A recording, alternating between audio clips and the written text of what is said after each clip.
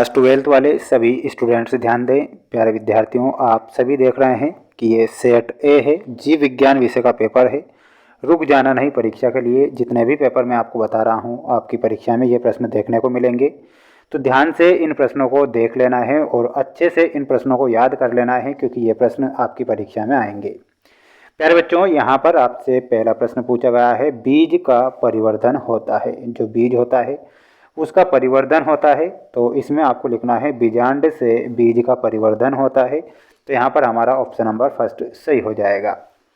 द्विनिषेचन किसके द्वारा प्रदर्शित किया जाता है? प्यारे बच्चों, द्विनिषेचन किसके द्वारा प्रदर्शित होगा? तो इसमें आपको लिखना है आवृत बीजी के द्वारा द्विनिषेचन प्रदर्शित किया जाता है। तो ऑप्शन नंबर सा आपको करेक्ट करना है। ये जो प्रश्न बता रहा हूँ ये 100% मोस्ट इम्पोर्टेंट प्रश्न है। आपको इन्हें अच्छे से याद जरूर करना है, किसी प्रकार से रियल या वायरल के चक्कर में नहीं रहना है। ध्रुवीय काय का निर्माण होता है। माय डियर फ्रेंड्स, ध्रुवीय काय का जो निर्माण होता है वो किससे होगा?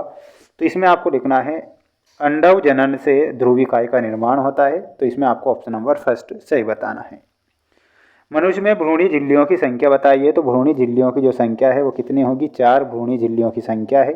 तो ऑप्शन नंबर सा आपको करेक्ट ध्यान रखना है। चैनल पर नए हैं तो सभी बच्चे चैनल को जरूर सब्सक्राइब करें, क्योंकि मैं जो पेपर बता रहा हूँ ये 101% मोस्ट इम्पोर्टेंट प्रश्न है जो आज परीक्षा में देखने को मिलेंगे। मानव जनसंख्या का जनसांख्यिकी अध्ययन क्या कहलाता है? तो उसे डेमोग्राफी कहते हैं। तो डेमोग्राफी लिखना है। ट्यूबेक्टोमी का उद्देश्य है। तो ट्यूबेक्टोमी का उद्देश्य क्या होगा? तो यहाँ पर आपको लिखना है निषेचन को रोकना। जन्मदर तथा मृत्यु दर का अनुपात कहलाता है। तो उसे जैविक इंडेक्स कहेंगे। तो यहाँ पर आपको जैविक इंडेक्स करेक्ट करके आना है, जो कि हमारा सही होगा। ये सारे प्रश्न ध्यान से देख लेना है और अच्छे से इन प्रश्नों को याद करके ही जाना है, क्योंकि प्रश्न यहीं से आएगा। क्योंकि मैं जो पेपर बताता हूँ 100% मोस्ट क्वेश्चन निकालता हूँ। वैज्ञानिक मेंडल ने वंशागति के कुल कितने नियम प्रतिपादित किए थे? तो उन्होंने 3 नियम प्रतिपादित किए थे। तो यहाँ पर आपको 3 लिखना है। टर्नर सिंड्रोम में से ग्रसित व्यक्ति में गुणसूत्रों की संख्या बताइए। तो गुणसूत्रों की संख्या कितनी हो जाएगी? 45। डीएनए के एक चक्र में न्यूक्लियोटाइड्स पाए जाते हैं। तो कितने? 10।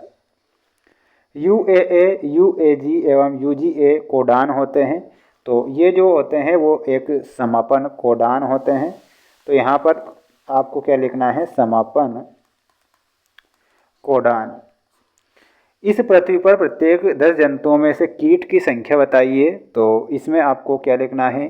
कीट की संख्या बताना है, यानी कि 10 जंतुओं में से कीट की संख्या कीट है।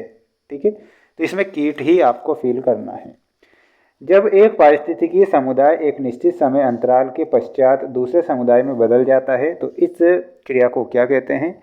तो इस क्रिया को कहेंगे पारिस्थितिकी अनुक्रमण। क्या कहेंगे? तो आपको लिखना है पारिस्थितिकीय अनुक्रमण। ये आपको करेक्ट ध्यान रखना है। ऐसे जीव जो दूसरे जीवों के मृत शरीर का भक्षण करते हैं कहलाते हैं। तो उन्हें मृत भक्षी कहते हैं। क्या कहते हैं? तो यहाँ पर लिखना है मृत भक्षी। ये आपको ध्यान रखना है। वहीं ये आप जोड़ी देख लीजिए, जो कि मोस्ट इम्पोर्टेंट जोड़ी है जो परीक्षा में देखने को आपको मिलेगी। एड्स में हमारा सही उत्तर क्या हो जाएगा? माय डियर फ्रेंड्स, एसटीडी, यानी कि ऑप्शन नंबर 10 से मिलाना है। प्रतिजैविक में हमारा सही उत्तर हो जाएगा, देखिएगा यहाँ पर प्रतिजैविक में मिलाना है आपको।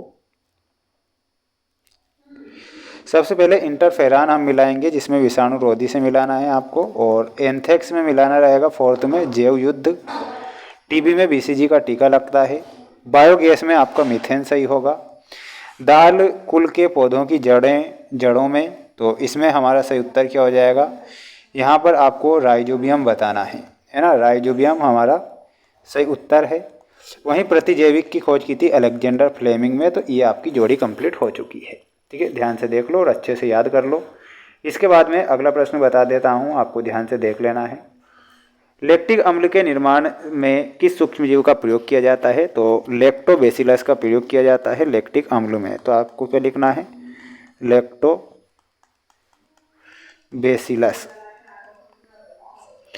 देश के जैव संसाधनों की चोरी, डकैती तथा गैर कानूनी दोहन को क्या कहते हैं? तो उसे बायोपायरेसी कहते हैं।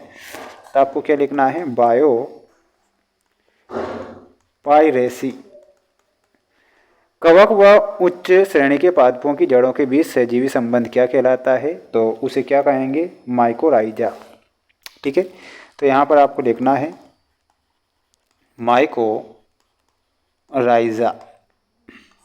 पारितंत्र के प्रत्येक पोषण स्तर पर कितने प्रतिशत ऊर्जा का प्रवाह होता है, तो 10% लिखना है। और पीसीआर का पूरा नाम क्या है, तो पॉलीमरेज चेन रिएक्शन।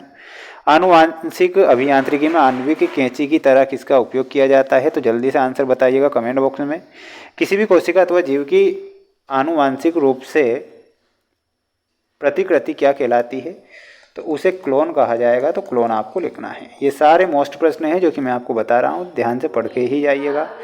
और अगला जो सेट पेपर होगा वो भी बहुत जल्द आएगा। ये सारे प्रश्न मोस्ट इंपॉर्टेंट है जो मैंने बताए हैं, तो सभी बच्चों को ध्यान से देखना है। 4 से 5 सेट पेपर चैनल पर अपलोड हो चुके हैं, तो उन्हें जाकर देखिए। मिलते हैं नेक्स्ट वीडियो में। जय हिंद।